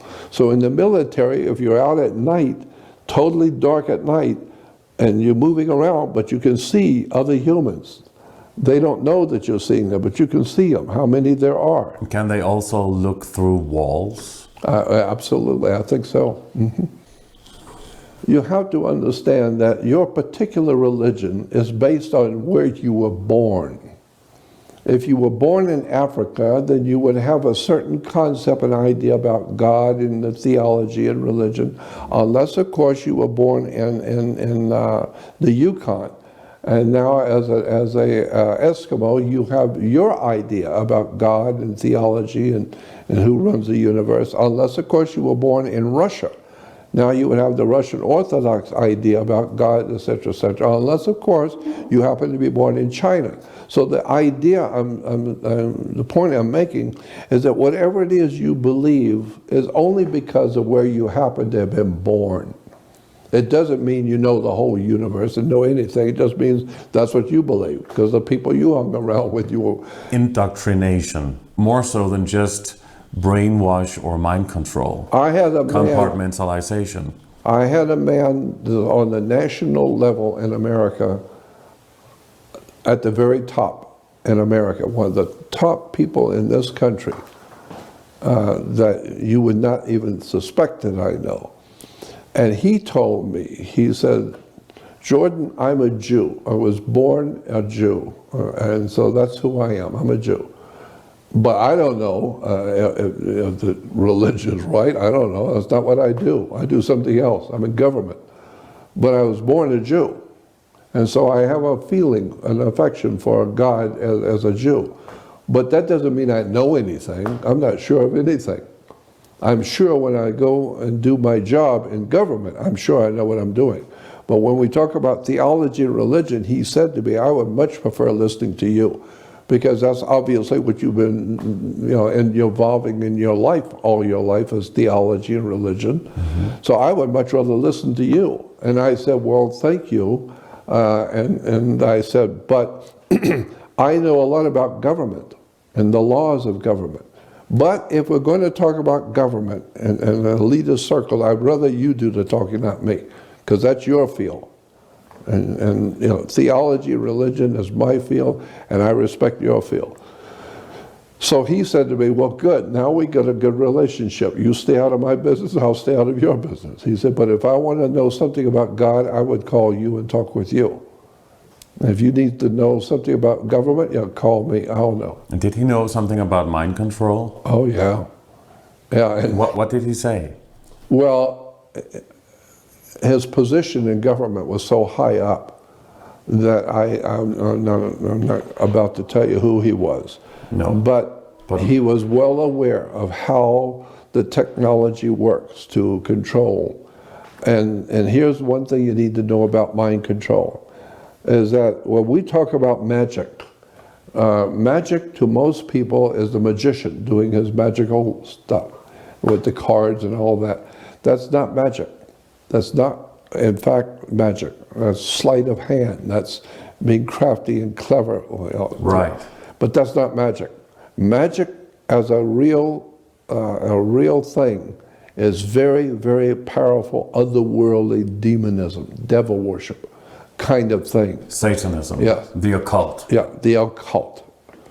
It's dealing with powers from the universe that you don't have, but you make a deal with them. And they will they will do for you what you need done, and then you do for them what they need done. Is that what some people refer to as the archons?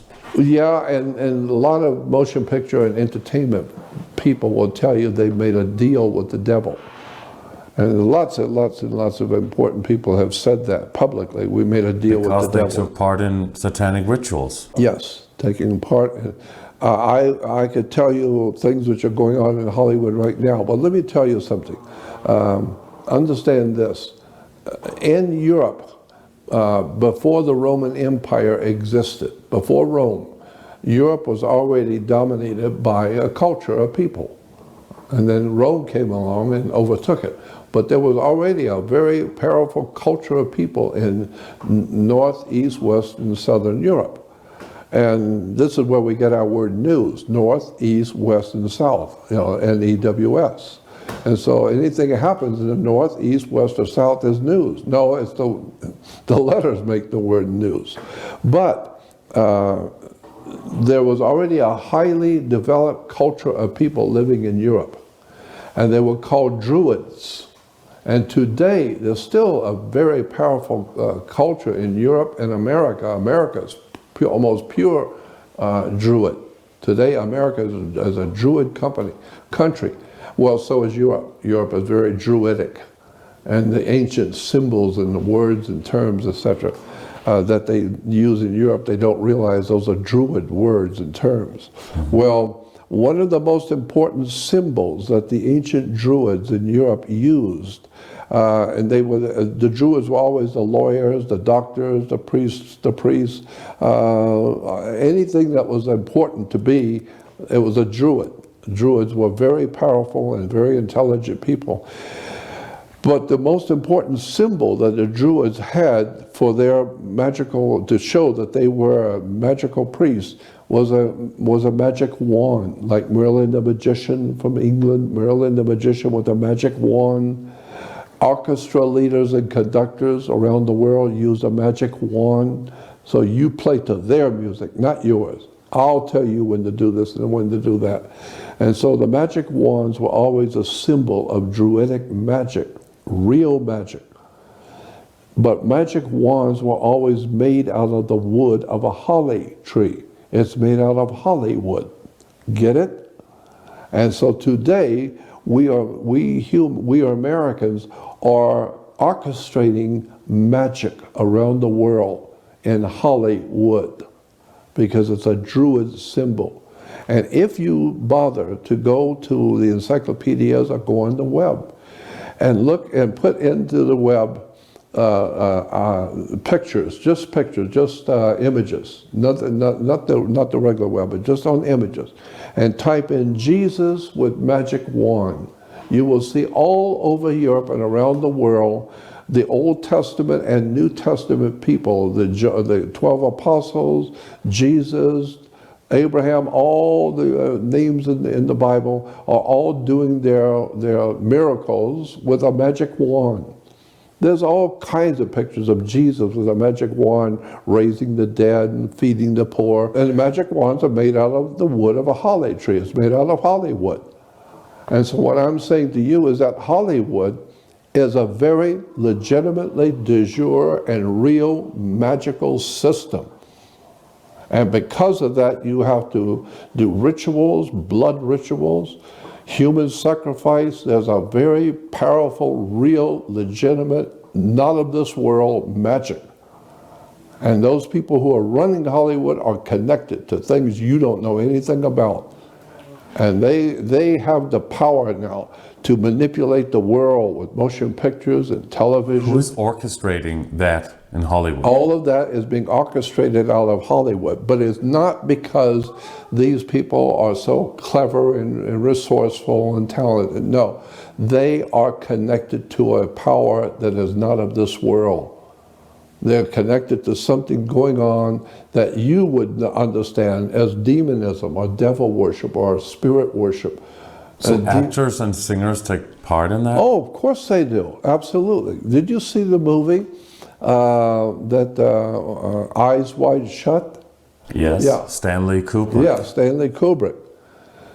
Stanley Kubrick died shortly after that movie was made. That's What his do you last. know about Eyes Wide Shut and Stanley Kubrick? Well, I just know that, first of all, that big party, that was a satanic mass of some sort, so some sort of a satanic thing. I'm not talking about my influence on you, or my influence because I'm a wealthy man and I'm influencing you. No. And what's Hollywood is an influence you don't even know is happening. It's not of this world. It causes people to commit suicide. It can cause you to kill someone. Some kind of a other world connection to the human mind and to the human world that we live in is controlling you. If you're involved in Hollywood and you're involved in the motion picture business or in international banking or in the oil industry, the guys at the top who cause things to happen, they're all being manipulated by spirit forces. The Illuminati are humans that are being manipulated by spirit forces. We all, at the lowest level, all the way up to the Illuminati guys at the top, we're all human. And yet, some of us have magnificent powers to do things. We come into the world as a Rockefeller and we're changing society. But what you don't know is that the human race is being manipulated by a higher power that you can't see. But can we put a name to that higher power? Well, I call it the spirit world. Is that the archons? Yeah, the archons. Yeah. And the Muslims call them the jinn. Yeah, that's exactly right, the jinns. And the Christians call them demons and devils. The Jews call them a different name. So they are spirit beings. Yes, they're spirit beings. And they're not physical. Not physical. They're spirit beings. They can work through reptilians. And some reptilians and other alien species are physical and some are non-physical. That's exactly right. But you need to understand that there is all over the earth a domination of the human family, of humans, by extraterrestrial or other world entities that you can't see. All the world of religion believes that there are spirits out there. God is out there and the angels are out there. That's who actually, in point of fact, runs Hollywood, are those spiritual entities. They are using Hollywood to manipulate us, to manipulate the human race.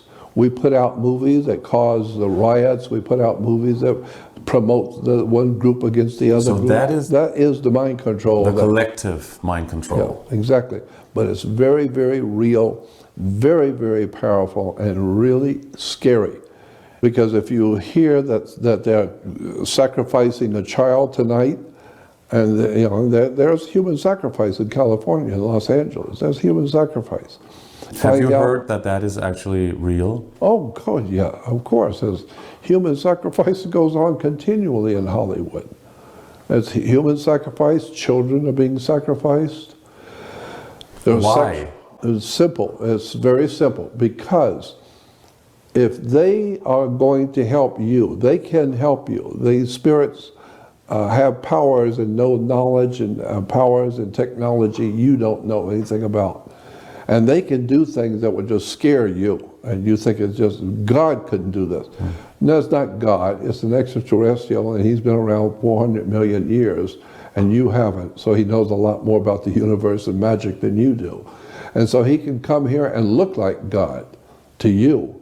I mean, and so if he gives me, if I make a deal with him, I'll give him my body and my life and my soul if you will give to me what I want. I want to be able to do what you do. I want to dazzle people with. But why would you need to sacrifice another human or a child to gain that knowledge? That's because it's always been that way in religion. Anytime you go to a God in any religion and ask for something that he would give you, he wants something back. And so it's always been that way. Why do all the races of the world have gods that they sacrifice to? With that, he's also now, it's like the mafia. It's like underworld organization. You need something bad. You need $1 million bad because your family is going to die. And you go to some big shot in the mob world. And he says, okay, how much you need? I need 500,000 bad. So he said, okay, here's the 500,000. Okay, I give it to you. You want it? I'll give it to you. Now you owe me. You owe me. And when I call you for whatever I call you, you better be here. Because you came to me, I didn't come to you. You came to me and asked for something, I gave it to you. Now you owe me. And you take that lightly, you better think about it. Because you Better you say no to the 35,000. You don't ever say no to the guy who's the boss. But a lot of actors can become huge stars without being involved in all of that. Of course, yeah. But I think that even the stars who are not actually taking part in these rituals they are aware. They are aware that when they're told something, you better listen. You know, I don't think that Robert De Niro's are just carefree and do whatever they want, no. But now there just came out a lot of revelations about Harvey Weinstein. Yeah, that didn't faze me at all. It was almost silly. You think that's bad? I can tell you some stories that will turn your hair. Well, why do you think that became such a world phenomenon? I think somebody is trying to unravel that demonic pit back there and do something about cleaning it up or do something about getting rid of it.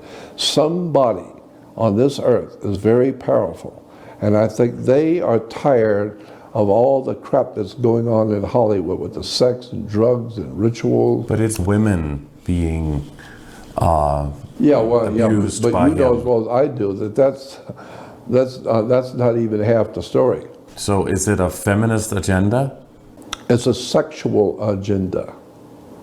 It has to do with sex for the sake of sex itself, what sex actually is.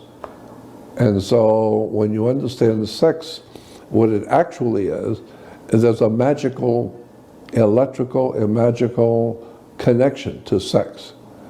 Yeah, and so that's what the ejaculation of the man feels, is this overwhelming sense of spirituality. Well, that's what we're talking about, this overwhelming presence of spirituality within the human mind and the human body, the male energy, because it's impregnating the female. And so therefore in any marriage or any sexual act, it's the man. And so the male is manufacturing, and the woman is receiving from the man what he's manufacturing, and she is in labor, producing the product. So are they she's in trying labor. to separate the sexes in a mind control kind of way? Yeah. Why?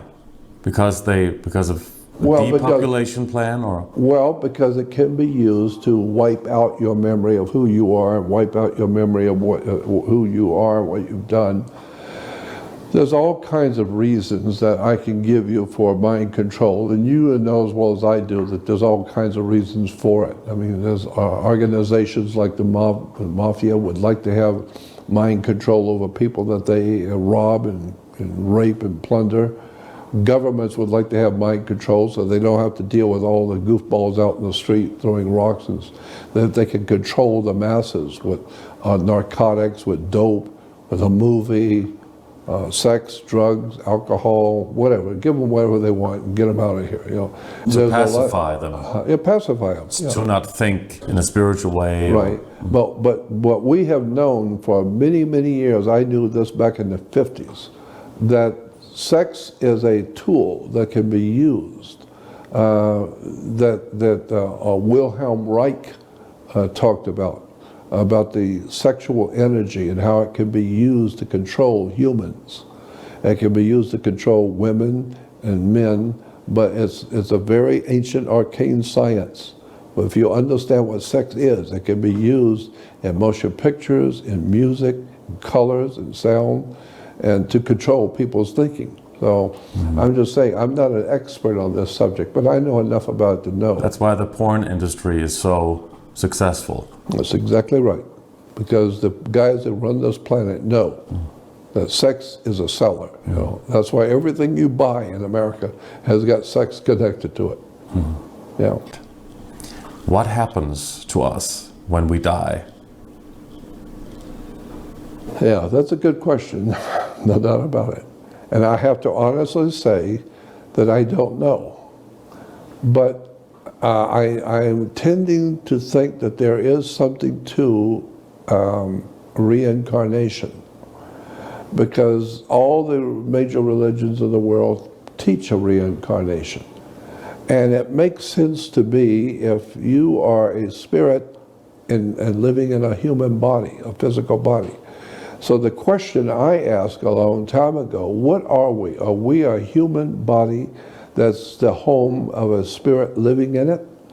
Or were we a spirit to begin with who came into this world and took on a human body? So what are you really? Are you a spirit or are you a physical body? And so now I know. I mean, logic alone tells me that you're a physical body. But I've heard lectures by scientists and doctors who explain what does the brain do? The brain is not what you think it is.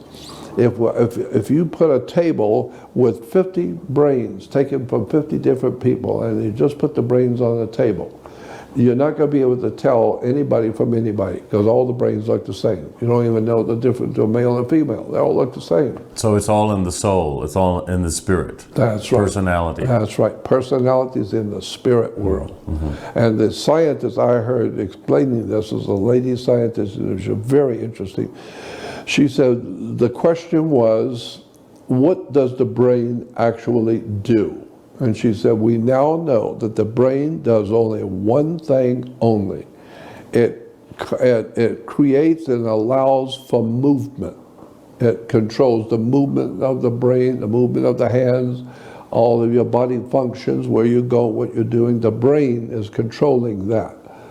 But she said, but where does your creativity, your spiritual self, where does that come from? Your imagination and dreams at night, where does that come from? And she said, we know positively it does not come from the brain. It does not. The brain is physical for the physical body. But you and your spiritual self and who you are and what you think is funny and what you think is evil and what you see and what you believe, that's not in your brain. So if you take the human bodies, male bodies, but cut the heads off and you got 50 male bodies there, you'll never know who that body belonged to. And if you take those 50 heads and take the brain out, you'll never know who those brains belong to. But they all had different personalities. Of course, but they all had different personalities. Why? Because they don't have nothing to do with the body or the brain. They had a personality, which is the word person. And therefore your persona.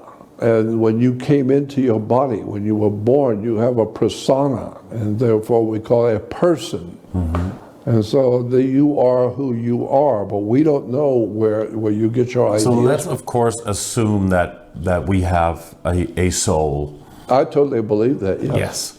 So people who've had near-death experiences and who's had out-of-body experiences and even through... I've had them, yeah.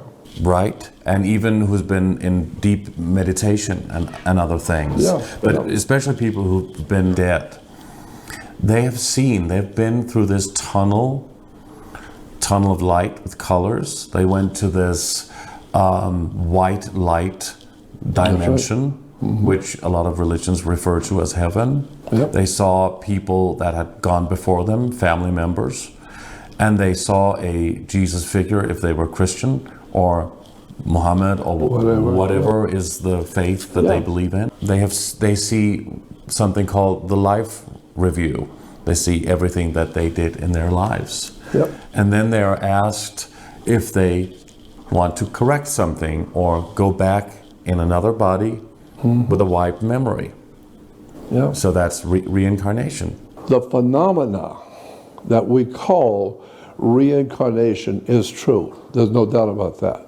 But it's very tricky, because we know that there have been many, many hundreds of cases where people, kids, young children, would tell you that they were here 1,000 years ago, and that they saw this king do this, and they saw this, they saw that, and they give you, and they tell you exactly where things were and all of that. Memory. And then, from a memory. And then you find out later on they were right. They went and dug it up and found what they said those kids said was there. And so that obviously they were there. No, that's not obvious that they were there. It may be a soul memory, but it doesn't mean that they were there at all. There may be spirit entities, we call angels, jinns, whatever you want to call these other world entities. And maybe these spirits, what we call angels, maybe they were there 500 years ago, and they saw everything going on. And so today we could take a tape recorder or a digital camera and videotape somebody's voice and hear everything they're saying, and forever. You've got them, and when they die, 20 years later, you can still show, and it looks like them talking. It was them. You recorded it. So I'm saying that maybe when we are talking to people who have these wonderful ancient things that have happened to them, no, it didn't happen to you. It happened to one of those archons. It happened to one of those spiritual entities that we call demons, angels, devils, whatever they are, whatever these spirits are, and they are putting that into your mind. Like another form of mind control. Precisely. And so here you can sit there and talk about all these wonderful experiences you had in Egypt. You were never in Egypt. They were. So people who've had near-death experiences, atheists, people do not believe in any kind of religion or anything, and they don't know each other, a lot of them, most of the accounts, they say the same thing. With the tunnel and the white light frequency, is that a real dimension, or is it an illusionary dimension? Some people are beginning to suggest that that dimension has been created in a holographic way, the same as maybe we are in a sophisticated way here on Earth. A very, very powerful man that I knew, who was a dear friend of mine, okay? And I'm talking about top of the line in this country. Right. A very powerful man. He told me that he had died. He said, I'll tell you, Jordan, experience I had about 5 years ago. This was back in the 90s. He said, I died. I was on the operating table and I died. And he said, and when I died, I felt myself come out of my body. And I felt just fine. And I could hear everybody. I could see what they're doing.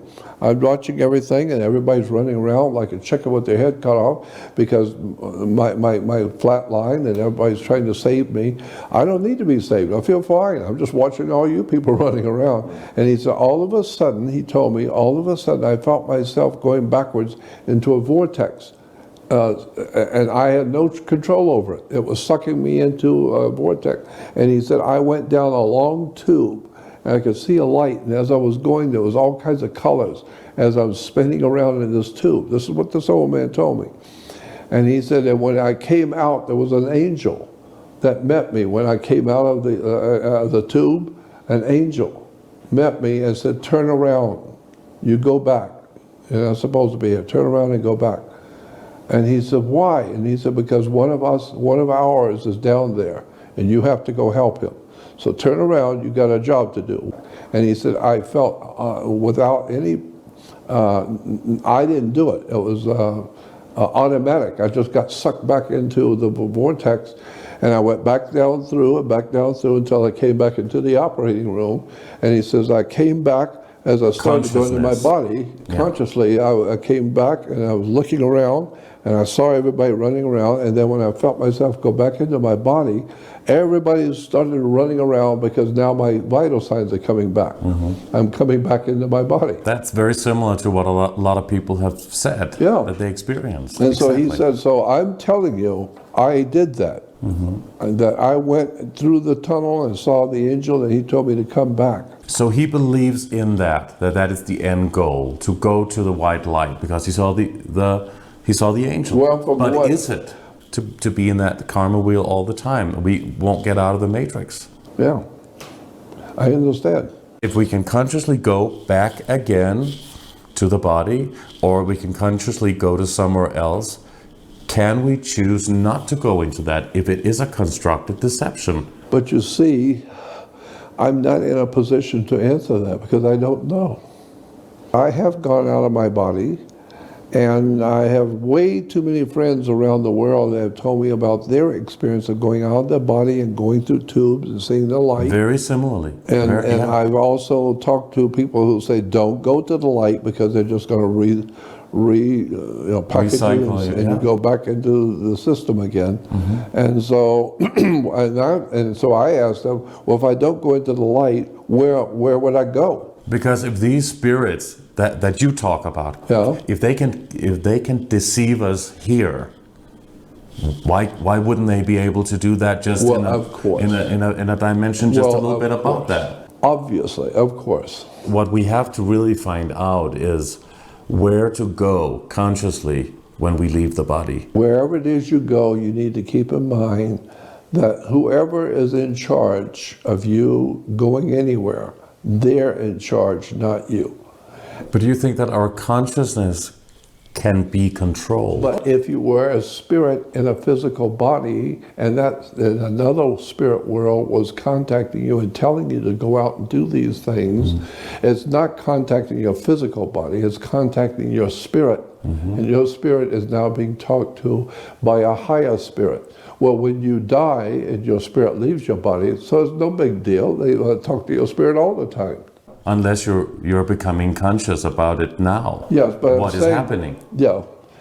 So what do you think, finally here, to wrap up, what do you think is the most important thing for people to do when they hear all of these things? Some people may hear them for the first time. Yeah. And all of the stuff that you're talking about and that we discussed today. I mean, there should be some hope there. There should be something positive to come out of all of this. What is your message to people? What do you think people should do? First of all, your mind is like a parachute. Your mind is like a parachute. It don't work if it's not open. First. Second of all, I have people who tell me, well, there's a light at the end of the tunnel. And I say, yes, it's a train coming. Well, so don't tell me, oh, everything's going to be just fine. No, it's not going to be just fine. The whole world, as one astronomer said, the universe is not stranger than you imagine. It's stranger than you can imagine. There are things going on out there you have no idea in the world what's going on. But if we suspect that that is true, what is the best thing or the most positive thing that we can do when learning about these things? I think the scripture says, know the truth and the truth will set you free. I think that that is a very important point that needs to be made. Open your mind. The world is not what you think it is. I can guarantee you, nothing on this earth works the way you think it does. There's an old term that the world works on smoke and mirrors. Well, when I was a kid, I used to think, what are you talking about, smoke and mirrors?